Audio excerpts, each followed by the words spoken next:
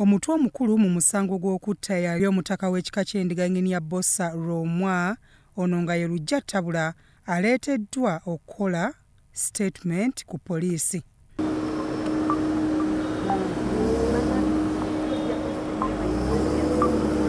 Extrajudicial statement gy'akoze era ng'eno ekolebwa omusibe ali ku gwa Naggomola ng'agikola nga bali babiri n'omulamuzi mu woofiisi awatali muntu yenna. Agikoledde mu maaso g'omulamuzi wa kkooti eya Buganda Road, Ronald Kayizzi.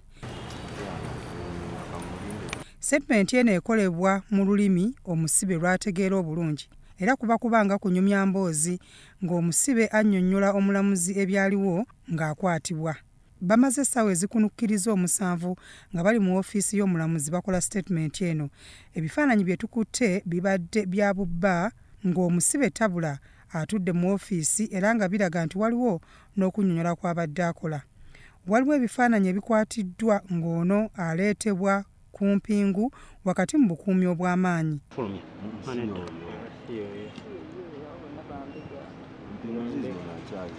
Olugimaliriza atwaliddwa ku mmotoka ekika kya drone ebadde ekwekeddwa era nga gy'atwaliddwa tewali ategeddeyo.